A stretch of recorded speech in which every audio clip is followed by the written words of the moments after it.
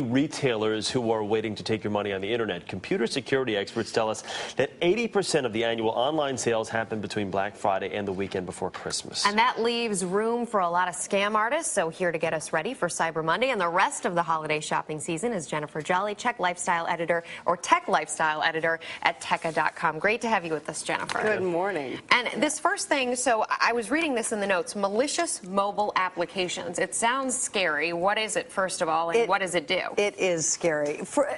So many of us are now using our mobile phones to look up coupons, to do some banking, to even buy things at the checkout stand. So, of course, cyber criminals go right to what we're using, and that is mobile phones. So these QR codes, those quick response codes, you scan them, and they can take you right to a website or a coupon or to a magazine article or right to the laps of the cyber criminals. Yeah, just like you said, it was only a matter of time before someone basically infiltrated that. So how do you avoid stuff like this, keep yourself protected? The most important thing to do is get security or software protection on your smartphone, on your tablet. Most people don't think twice about getting it on their computer these days. Get it on your smartphone or tablet as well. Also, only download apps from official app stores, from iTunes or from the Android App Store. Download an app to preview the QR code first. I use an app called Red Laser. That will at least let you check out what that URL is, so what that web address is. And if it's funky, if it's weird, if it's .exe, .jpg, you know it's a red flag. Don't go to it. I love Red Laser, by the way. That's a great app. Yeah. One thing, retailers are using more and more social media right now, but you do have these people who prey on you via social media like Facebook and Twitter because they know that the retailers are going that way, so they jump in the act, but it's not legit. We are seeing this every single day. Like this coupon, and you'll get 50% off here, or you'll get 2 free plane tickets. This Cheesecake Factory one made the rounds. Millions of people sucked into this one, and no fault of the stores or the Cheesecake Factory, but it's saying, one of the red flags with that one is saying, like this, or download this app. Those are big red flags. It's against Facebook policy to make you like something to get something. So that's a bit, that's one of the biggest warnings, that tit for tat. Share this with your friends, like this, and we'll give you something in return. They're just going to give you a virus. Cheesecake Factory is guilty of a lot of things.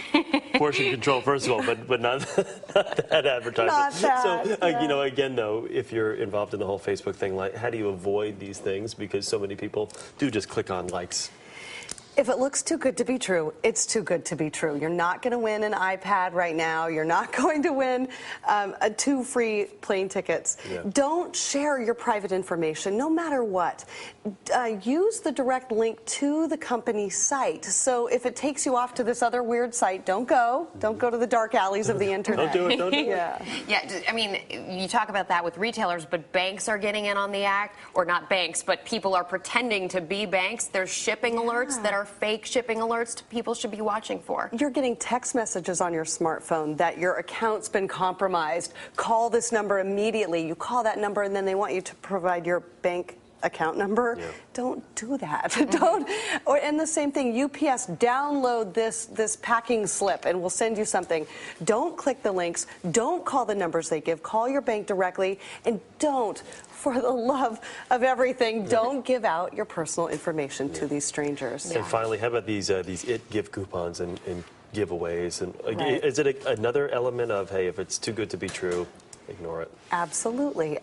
You're not going to get a free iPhone 4S. You're not going to get a free iPad 2. You're just not. It's okay. Get over it. Test and keep an iPad 3.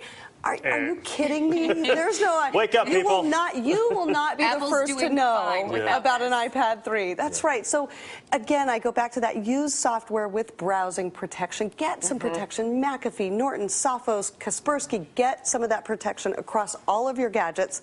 Check the site's URL. If it's fishy, don't go there. Jennifer, thank you very much. We appreciate it. Everybody's trying to get out early to get these deals and get over on some of these stores, but then all these criminals, if you go online, are just trying to get over on the consumer. Just be careful. If it's too good to be true, it is.